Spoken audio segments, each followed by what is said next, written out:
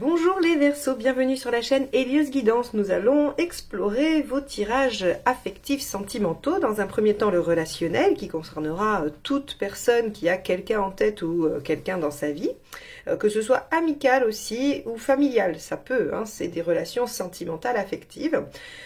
Et dans un deuxième temps, nous irons faire un tirage de vie émotionnelle pour les célibataires ou les personnes en recherche dans ce domaine. Allez, on y va. On commence par le tirage relationnel. Allons voir quel est l'arcane majeur qui va nous donner la tonalité de ce tirage. Voilà. Alors,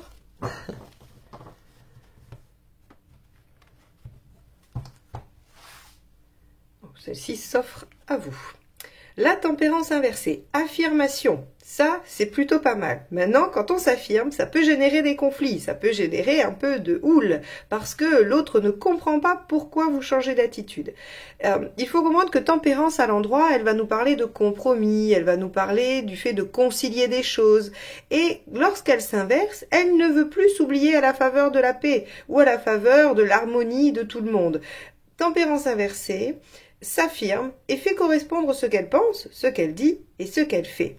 Donc évidemment, ça vient un peu modifier la donne dans les relations et c'est pour ça que souvent elle est interprétée comme la carte du conflit, puisque comme vous allez arrêter de dire oui à tout, eh bien vous allez poser en tout cas montrer une opposition plus ou moins forte, et donc il peut y avoir à ce moment-là friction. Or, il faut voir que cette carte est quand même assez positive d'un point de vue personnel, c'est-à-dire que lorsque vous êtes en tempérance inversée, vous allez être beaucoup plus authentique, beaucoup plus vous-même et respecter beaucoup plus vos propres besoins. Donc, on va voir en quoi ce mois-ci, pour vous les Verseaux, ce sera le moment d'être plus en adéquation avec vous-même et peut-être même dans la relation. Allez. On va voir. Quel est l'état d'esprit de votre partenaire ou de l'autre personne? Hop là, eh ben, il y a visiblement beaucoup de choses à dire. Allez, je rebrasse un petit peu. 8 d'épée. Vous avez un partenaire ou une partenaire qui semble peu confiant et qui doute beaucoup des capacités à faire. Alors à faire quoi? À dépasser un obstacle, à créer une relation, à faire confiance, à dire, en tout cas le 8 d'épée c'est « je suis dans l'incapacité de dépasser la problématique qui s'oppose à moi ». Et dans l'état d'esprit, ça veut dire qu'on a peu confiance en soi, peu confiance en sa capacité à faire les choses. Donc, on va aller voir par rapport à quelle problématique, on va aller voir votre état d'esprit et puis après on ira voir la problématique pour regarder ce 8 d'épée au regard de cette problématique. Allez, votre état d'esprit à vous, les Verseaux.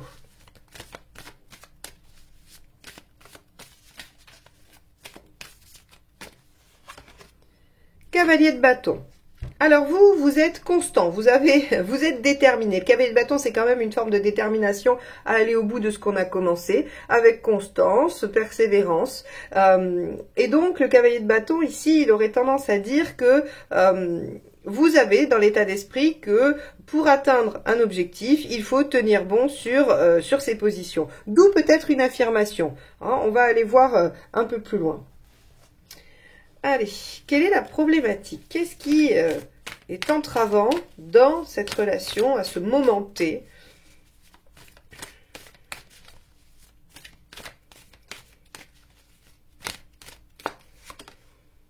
L'empereur, l'engagement, la construction. La constance pourrait être aussi une problématique. L'empereur va représenter tout ce qui est stable, tout ce qui est fort, tout ce qui est pérenne, tout ce qui est engagé, durable. Donc ici en problématique, ça veut dire que toutes ces zones-là peuvent être fragiles dans votre relation, dans votre lien. Donc effectivement, on peut avoir un ou une partenaire qui semble en difficulté pour s'engager par manque de confiance, par aussi peut-être peur de l'engagement, peur de ne pas être à la hauteur, peur de ne pas réussir à construire ou à être celui ou celle que vous attendez. Et vous, vous êtes convaincu que en continuant, bon an mal an, en étant patient ou patiente, vous allez réussir à faire cette construction attendue. Bon, alors, est-ce que c'est possible? On va regarder. Qu'est-ce qui va aider? Hop là, alors celle-ci c'est éjectée, on va la prendre.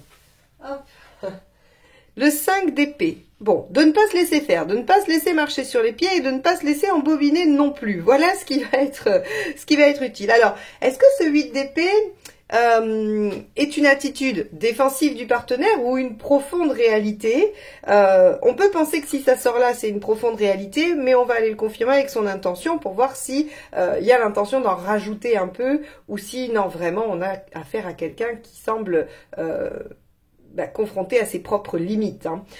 En tout cas, ici, on vous dit bien de ne pas vous laisser raconter des sornettes hein, et de ne pas vous laisser faire. Alors, qu'est-ce qui n'aide pas? Hop là, décidément, les Verseaux, le jeu a envie de vous parler. Alors, il y en a deux qui ont sauté. Je vais les regarder, les interpréter, mais je ne vais pas les garder. J'irai en chercher une troisième. On a le jugement et le mât. Alors, avec ces deux cartes-là en négatif, c'est-à-dire ce qui ne va pas aider, on pourrait imaginer que c'est de partir comme ça en guerre, j'allais dire. C'est marrant parce que c'est pas du tout leur terme normalement, mais c'est un peu avec ce 5 d'épée et ce cavalier de bâton, on pourrait penser que vous êtes parti bille en tête et que vous vous dites de toute façon j'y arriverai et hors de question qu'on me déroute de cet objectif. Et ici on vous dit avec le mât, partir bille en tête n'est pas forcément la bonne solution. Pour autant, sans cesse patienter, être dans l'attentisme et croire que les choses vont s'arranger n'est pas non plus une bonne attitude. Alors ici, on est en train de vous dire qu'il va falloir évidemment vous positionner en juste milieu. On va aller regarder, on va prendre une troisième qui, je l'espère, si le tarot est sympathique, nous fera une synthèse de ces deux-là. Allez, qu'est-ce qui n'aide pas? Donc oui, avoir des attitudes extrêmes, on est d'accord, de passivité ou de j'y vais à toute force sans réfléchir, ça, c'est pas bon, on a vu. Mais que faut-il? Ou en tout cas, qu'est-ce qui n'aide pas vraiment précisément? L'étoile, l'attentisme. Mais alors, j'ai du mal à comprendre pourquoi le tarot vous sort l'attentisme ici, parce que, étant donné que vous êtes un cavalier de bâton et qu'on vous propose le 5 d'épée, a priori, vous n'êtes pas attentiste. Alors, une nuance, le 5 d'épée est un conseil. Donc peut-être que vous n'êtes pas assez en 5 d'épée, peut-être que vous n'êtes pas assez mordant ou mordante, et que ce cavalier de bâton, il est trop patient, et peut-être qu'il persévère, qu'il tient bon, mais qu'il manque un peu de conviction. D'où peut-être tempérance inversée qui vous dit affirmez-vous et arrêtez de composer pour l'harmonie et la paix. Il y a peut-être un peu de ça, du coup, j'aurais presque envie de dire que ce que vous dit le tarot ici, c'est de taper du poing sur la table, en fait, finalement. De taper du poing sur la table et de faire les choses, alors, pas de façon quand même extrême, hein. Rappelez-vous les deux premières cartes, il faut faire les choses tout en mesure, mais pas être passif et pas être, on va dire, comme un chien dans un jeu de quilles et à tout bouleverser. Bon, on va regarder les intentions. Pas évident votre tirage parce qu'il va vous demander d'être pile au milieu, alors que Tempérance, quand elle est inversée, elle arrive pas trop bien à être au milieu quand même. Hein. Allez, intention du partenaire avec ce 8 d'épée, As de coupe. Bon, donc on a vraiment quelqu'un qui semble faire face à ses limites inconscientes, ses limites traumatiques. Avec un as de coupe dans son intention, on voit bien qu'il y a l'envie d'aller de l'avant, l'envie de suivre son cœur, l'envie de démarrer quelque chose. Pour autant, le 8 d'épée est très difficile à déjouer parce que le 8 d'épée s'est construit grâce à plusieurs croyances, à plusieurs expériences de vie qui ont montré qu'on n'était pas capable, qu'on ne savait pas. Et donc, c'est tout un schéma de pensée à déconstruire. Donc, c'est pas si simple que ça. Et c'est probablement pour ça aussi que on vous dit qu'il va peut-être falloir jouer un peu de tempérance inversée, de 5 d'épée, de ne pas vous laisser marcher sur les pieds et de ne pas être dans l'attente. De ne pas être dans l'attente en vous disant que le partenaire ou la partenaire va pouvoir spontanément, seul, comme ça, l'air de rien, changer la donne et enfin s'engager dans le projet ou dans la relation. Il va probablement falloir pousser le partenaire un peu dans ses retranchements. tout en étant raisonnable. On a vu tout à l'heure que le mât, dans ce qui n'aidait pas et qui est sorti spontanément, on disait attention, ne pas faire n'importe quoi, ne pas aller trop loin. Mais en tout cas, allez bousculer un petit peu le partenaire. On va regarder votre intention à vous. Est-ce qu'elle est plutôt flegmatique ou est-ce qu'elle est plutôt dynamique? Auquel cas, si elle est flegmatique, on comprendra mieux le 5 d'épée et l'étoile. Hein. Reine d'épée. Ok, bon, non. Votre intention, c'est quand même de ne pas vous laisser faire. Encore une fois, la reine d'épée, vous savez, c'est celle à qui on a déjà fait un coup un peu pendable et qui va pas se laisser avoir deux fois. Et elle est plutôt tranchante, elle est plutôt lucide sur la situation et elle a tendance à ne pas se laisser déstabiliser par l'affect. Or, le cavalier de bâton, lui, pourrait un petit peu. Donc, vous êtes, on va dire, un peu entre les deux. Parfois, vous vous dites que par amour ou par affection, vous allez être capable d'attendre. Et puis, par moment, vous devez passer sur un autre versant qui dit ça commence à bien faire, j'en ai marre, je vais trancher et je vais aller peut-être un peu trop loin. Donc, ici, en gros, on vous dit, par rapport aux problématiques de confiance ou d'engagement quelconque avec votre partenaire, vous allez devoir faire face à deux émotions, à deux parts de vous, l'une qui souhaite attendre et qui y croit, et l'autre qui sent bien que ça ne bouge pas vraiment, ou qu'en tout cas il pourrait y avoir, que ça pourrait bouger plus, quoi. Hein. Donc on vous dit attention, tapez un peu du poing sur la table, sans pour autant trop bousculer le partenaire, parce que vous êtes face à quelqu'un qui fait vraiment face à ses peurs. Donc, c'est pas vraiment une volonté de stagner ou de ne pas s'engager. C'est pas vraiment voulu par votre partenaire. Hein. Donc, il faut trouver le juste milieu. Alors, comment ça termine tout ça à la fin de la période d'avril-mai? Super! 9 de coupe. On arrive quand même à déployer ce qu'on attendait ou ce qu'on espérait. Le 9 de coupe, c'est quand même, je vais vers mon idéal, vers mes rêves, et puis il y a une part des vœux qui sont exaucés. Donc, finalement, on vous dit que ça porte ses fruits. Hein, votre façon de faire, votre affirmation par tempérance inversée, votre affirmation mesurée hein, et on va dire juste, va porter ses fruits et vous permettre quand même d'être dans la réalisation. Alors, on va aller chercher encore 3 conseils, décidément. Alors, ben, il y en a 3. Alors, qu'est-ce qu'on fait? On les garde? Allez, on les garde. Il y en a 3, on en voulait 3. Alors, As d'épée. Innovez, faites des choses différemment. Et oui, forcément. Ça, c'est une phrase de PNL que j'aime beaucoup. Hein. Toujours plus de la même chose produit toujours plus du même résultat. Donc, si ce que vous faites depuis le début ne fonctionne pas, changez. Faites autre chose. Peu importe quoi, tentez autre chose, mais ne refaites pas puisque ça ne fonctionne pas. Et ça paraît bête comme chou, mais c'est très vrai. Hein. L'As d'épée, ici, vous dit innovez, faites différemment. Offrez-vous un nouveau départ avec de nouvelles bases ou de nouvelles données. D'accord? Donc, essayez de faire marcher votre créativité pour trouver des solutions. Le 7 de coupe, voyez qu'il y a quand même plusieurs possibilités, plusieurs directions. C'est-à-dire que cet empereur ici, là, hein, on va dire cette constance, cet engagement, cette construction qui est en jeu, il y a peut-être plusieurs façons d'y arriver. Peut-être qu'il n'y a pas qu'un seul chemin et que vous pourriez trouver quelque chose qui convient à tous les deux. Quelque chose qui permet peut-être de contourner certaines peurs pour le partenaire et vous de commencer à construire quelque chose. Et d'ailleurs, on voit bien avec le 9 de coupe qu'il y a des chances que vous trouviez parmi toutes les options une qui convient à chacun. Donc étudiez bien toutes les façons. Et enfin, 8 de coupe. Sachez lâcher ce qui est nécessaire pour aller vers ce que vous voulez.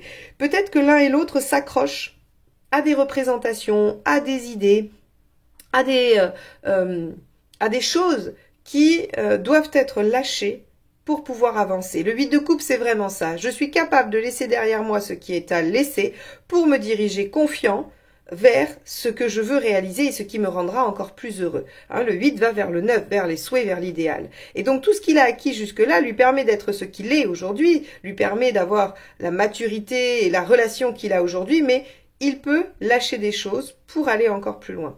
Donc ici, on voit bien que vous, peut-être que vous avez à lâcher votre peur de perdre pour vous affirmer, et que l'autre va avoir à lâcher sa peur de s'engager pour pouvoir avancer. Et vous pourriez vous retrouver sur un terrain d'entente qui, ma foi, devrait vous permettre quand même de vous rendre heureux, puisque vous êtes en 9 de coupe à la fin de la session. Bien. Je vous invite à regarder le signe de votre partenaire qui se trouvera dans la playlist à la fin de la vidéo. Comme ça, vous aurez accès directement à tous les signes que vous voulez.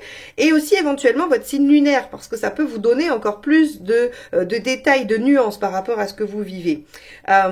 Si vous n'êtes pas encore abonné à cette chaîne, merci infiniment de le faire si vous voulez me retrouver tous les mois parce que ça soutient la chaîne, ça me soutient. Et aussi les likes, les commentaires, les partages, tout ceci, toutes ces petites actions qui vous prennent quelques secondes sont vraiment importantes pour moi et pour la chaîne. Donc merci d'avance à tous ceux qui le font. On va passer au tirage de vie émotionnelle. Allez.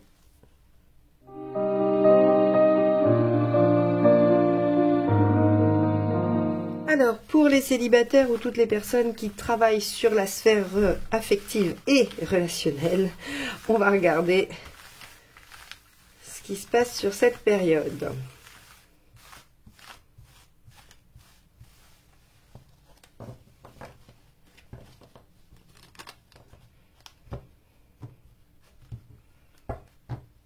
Hop là.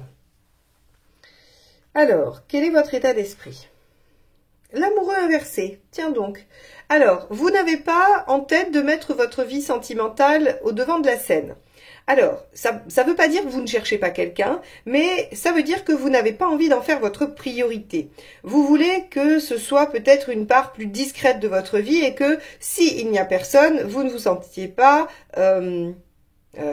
j'allais dire, avec une partie manquante. Alors, est-ce que c'est le mot juste? Je ne sais pas, mais en tout cas, le fait d'avoir l'amoureux inversé fait penser que vous voulez remplir votre vie de plein de choses et que vous ne voulez absolument pas que cette vie affective soit le centre de tout et que sans ça, il n'y ait rien. Voilà. En gros, il y a l'envie de reléguer ça à quelque chose d'assez secondaire, nécessaire, hein, que vous souhaitez, mais secondaire. Bon. On va regarder ce que vous voulez. L'ermite inversé. Vous avez envie d'être sollicité, de solliciter, peut-être de plus sortir, de plus voir votre entourage, de peut-être aussi déployer votre cercle, c'est-à-dire peut-être d'élargir vos connaissances, les gens avec qui vous êtes, et donc peut-être par nouvelles activités, nouvelles sorties, peu importe le moyen, vous avez envie d'élargir et d'être au contact de gens.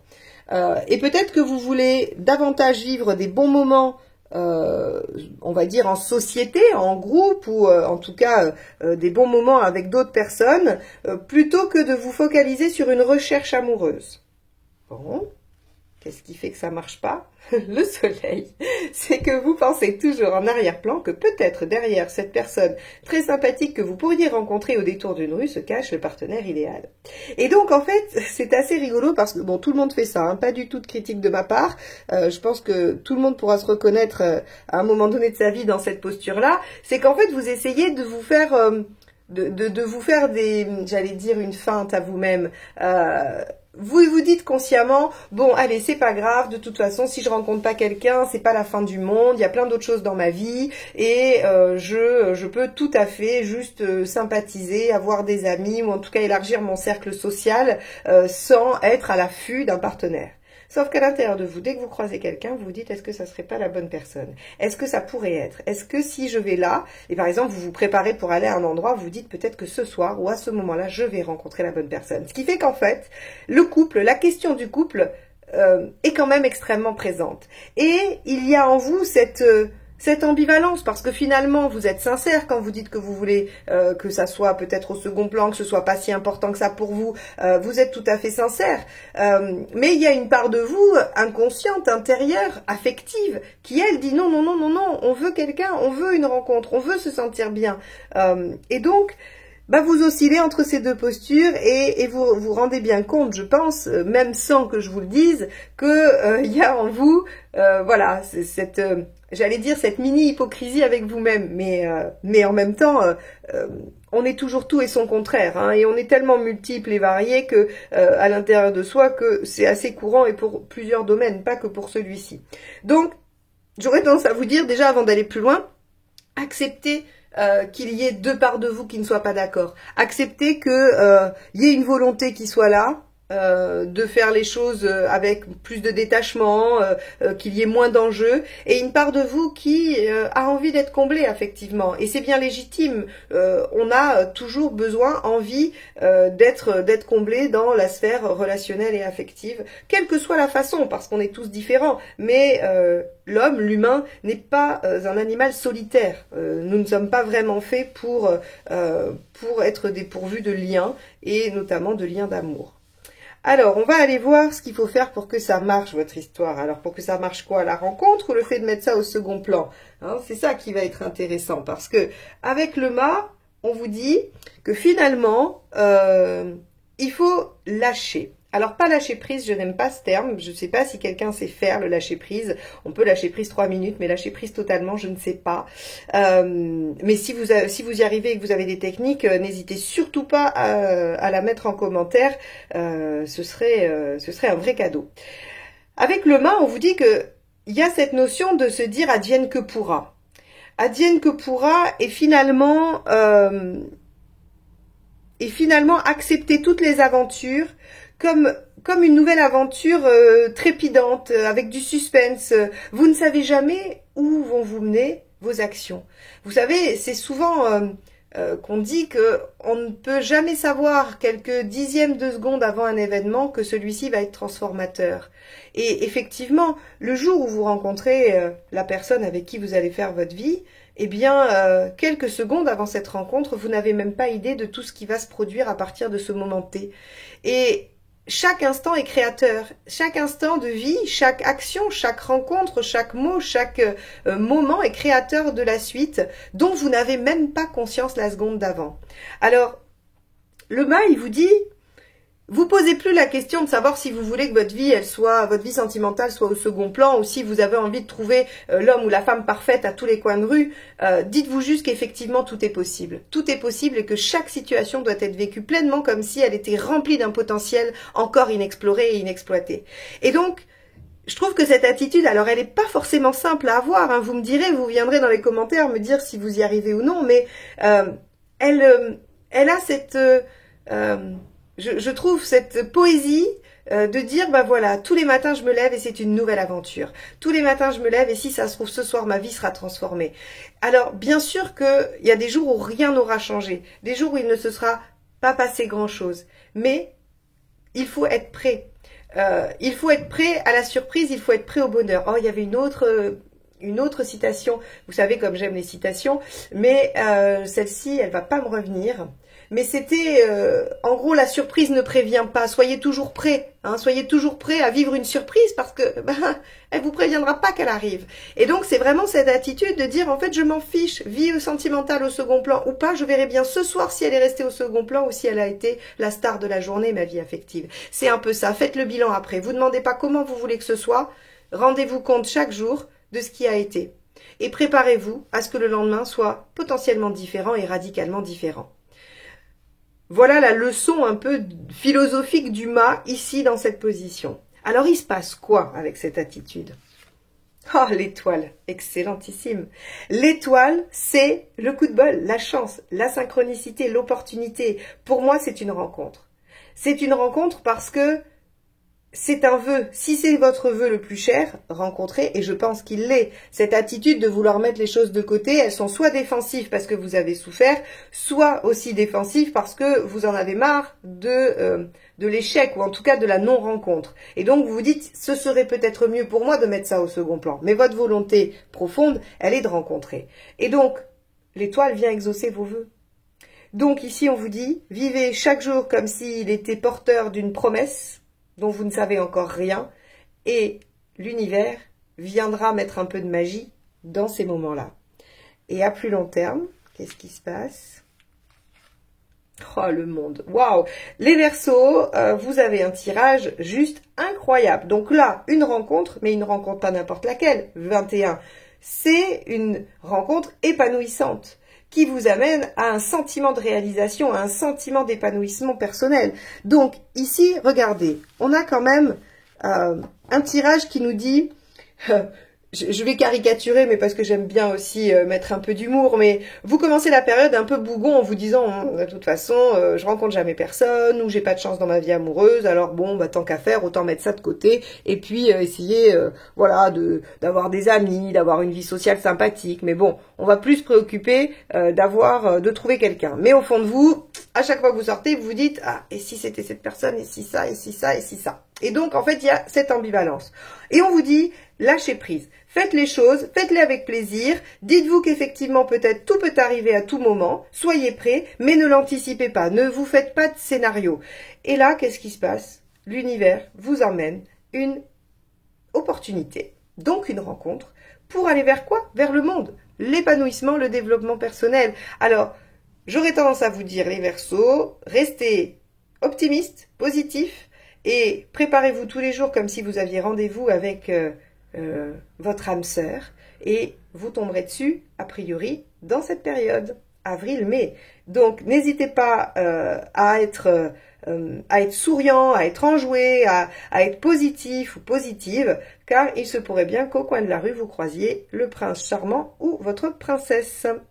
N'hésitez pas à aller voir votre signe lunaire, comme ça vous aurez aussi quelques conseils supplémentaires, quelques détails. Ça vous permettra peut-être d'adapter vraiment selon vos, on va dire, vos affinités entre signe solaire et ascendant ou signe lunaire. Ça vous permettra d'adapter l'attitude, n'hésitez vraiment pas.